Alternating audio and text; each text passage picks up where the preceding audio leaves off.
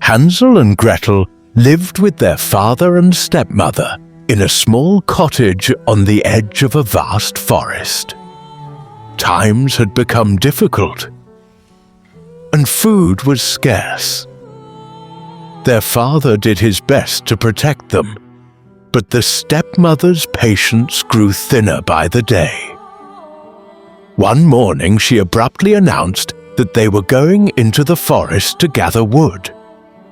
As their father hugged the children tightly before they left, his eyes carried a sorrow he could not put into words.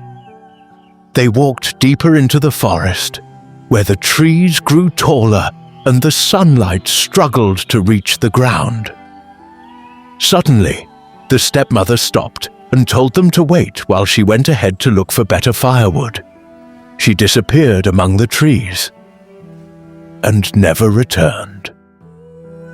Hansel and Gretel waited, frightened, but she did not come back.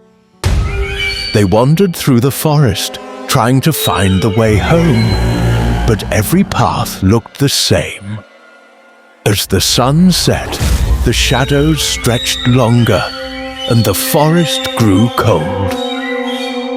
Gretel clung to Hansel, trembling. Hansel took out a small flashlight and a thin thermal blanket from his backpack.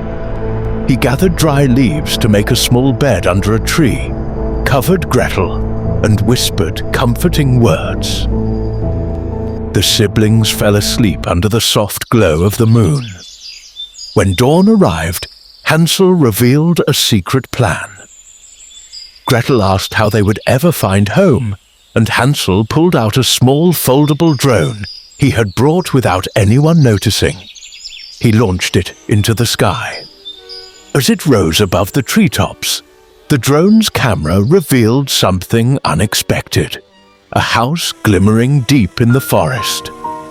Its roof shone like chocolate, and its walls sparkled with candy. A candy house hidden in the woods. Following the drone's direction, Hansel and Gretel eventually reached the fantastical structure. Candy cane pillars, gumdrop windows, caramel frames, everything seemed sweet and magical. Tempted, the children tasted small pieces from the walls. Just then, the door burst open. An elderly woman appeared. She wore an old-fashioned dress, but her hair was decorated with colorful modern clips.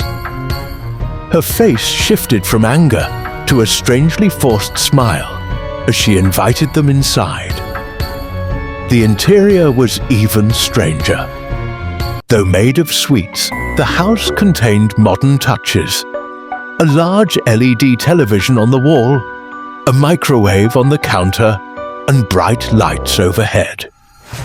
Before the children could understand what was happening, the woman separated them and locked each in a different room. But the doors were not old wooden doors. They were secured with glowing electronic keypads. Gretel panicked, but Hansel remained calm. Hansel studied the keypad carefully. Each time a wrong number was pressed, a tiny light flickered beside the panel.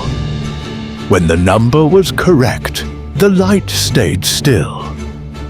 Using observation and logic, Hansel identified the correct digits one by one. At last, with a soft electronic beep, the door unlocked. He freed Gretel in the same way. Just then, the witch saw what they were doing and rushed toward them, shouting.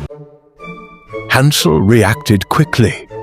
He and Gretel pushed her into one of the rooms, slammed the door shut, and Hansel entered a brand new code on the keypad.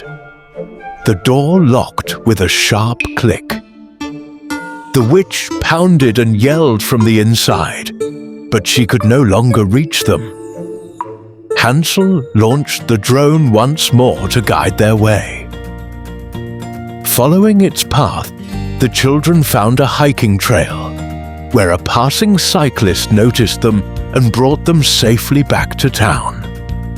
Their father ran to them with tears in his eyes and embraced them tightly.